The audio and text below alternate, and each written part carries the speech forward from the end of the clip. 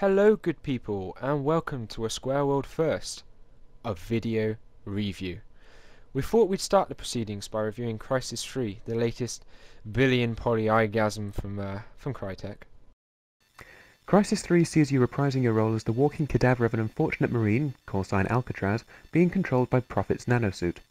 Anyway, Procatraz or Alcafed or whatever is out on a quest to hunt down and destroy the Alpha Ceph, which apparently resembles that thing from Transformers 4. The game opens with Prophet being broken out of his cold storage by his old colleague Michael Psycho Sykes Sans nanosuit. Together, they start out on a mission to topple the now all-powerful Cell Corporation, who has enslaved the world through debt and hiked up energy prices. The game's strongest character turns out to be Psycho, as he struggles to come to terms with the loss of his nanosuit. There are plenty of good moments when the resentment of his former colleague is made momentarily clear. Need help? Simple. Prick. And what starts off as a simple revenge quest quickly becomes something far more involving.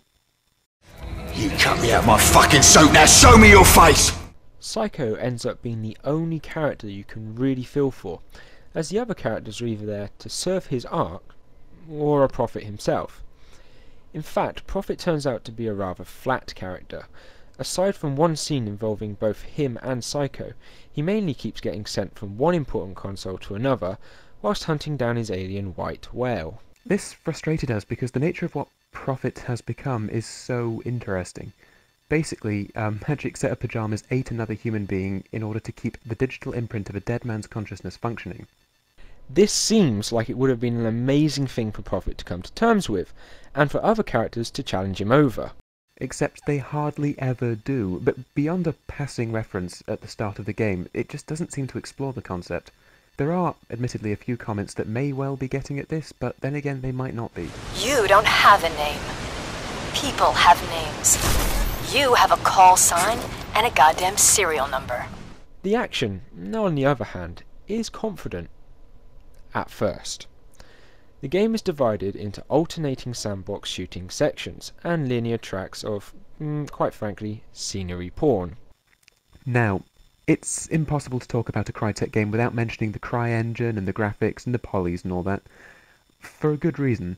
Crytek's vision of an overgrown, near-dead New York is certainly an impressive one, and the occasional focus on the scenery is a welcome change of pace from all the gunplay, even if on occasions it can drag on a little too long. Despite an emphasis on choice and adapting to circumstances, the game seems rather keen for you to take the stealthy approach in the first couple of hours. Let's do this quietly. We've got QRF teams on standby. And initially the stealth gameplay is rewarding, and scouting out a room and silently dispatching all the targets in that room comes with a strong sense of satisfaction. Sadly, that doesn't really last all the way until the end. Playing the stealth route comes to feel really quite hollow in the end, as you're forced to basically spend almost all your time in cloak. This is mostly due to an AI that can see across the entire damned map, through all obscuring vegetation, and in the end feels like you're toggling a big button that reads, "I'm a bit shy," and the AI obligingly refuses to look at you. Another problem comes in the form of the much lauded bow. To be frank, it's ridiculous. It can shoot with near perfect accuracy, causes an instant kill on a body shot, and arrows can be retrieved from dead targets in order to be used again. Do yourself a favour and try not to rely on it completely. However, this can be mitigated by playing on a harder difficulty. On Veteran and above, enemies that can withstand multiple bullet headshots are really quite common. This does make the bow a valid tactical choice rather than a frequent cop-out. Other weapons, however, are uniformly great, well, good anyway. You have the standard fare such as assault rifles and subguns, plus a few of the less conventional and alien firearms. Such as the Typhoon, which apparently is what happens when 10 assault rifles and a large wad of blue tack decide to hold an orgy, quite frankly. Another example is the Ceph pinch rifle, which can be switched from a stronger than normal assault rifle to a shotgun in the blink of an eye. Now, even with the flaws we mentioned before, the single-player campaign is more than engaging enough for at least a single playthrough, and despite a few bugs and heavy-handed vehicle sections, it's a lot of fun to play thanks to some excellent environment design. Once you get spotted and things kick off, The most exhilarating parts of the game can be sprinting around the map. Bounding up the wall or slithering under fallen debris in order to outflank your opponents just feels great.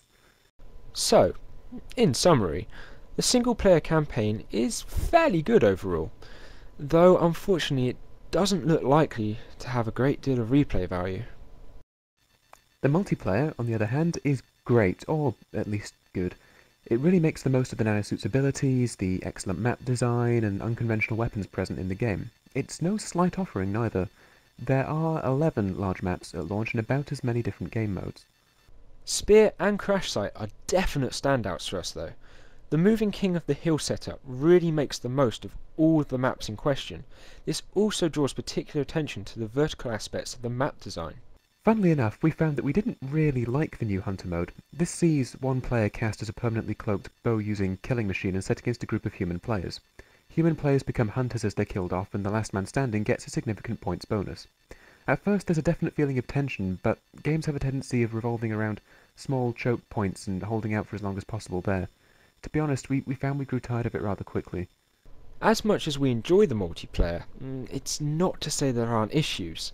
At first, the near constant use of cloak by other players can get more than a little bit grating. But give yourself time, you'll end up spotting an invisible player from halfway across the map. As per usual for military-ish shooters these days, you'll rank up and earn better gear as you go on. This makes starting out a bit of an issue as well. You'll come up against many players who, at first, just have better kit. But once you hit rank 17 and up and you get a Typhoon or an FY71M of your very own, you'll soon be able to point and kill with the best of them. Throw in the good old COD-style killstreak perks as well, and you have a very good multiplayer indeed. But in the end, it's still your mobility that ends up being the game's biggest strength. Just being able to navigate around a map so quickly and catch your opponent off guard is so much more rewarding than catching any AI with its pants down. All in all, Crysis 3 is a very pretty, if slightly shallow single-player game with, we think, a thoroughly engaging multiplayer.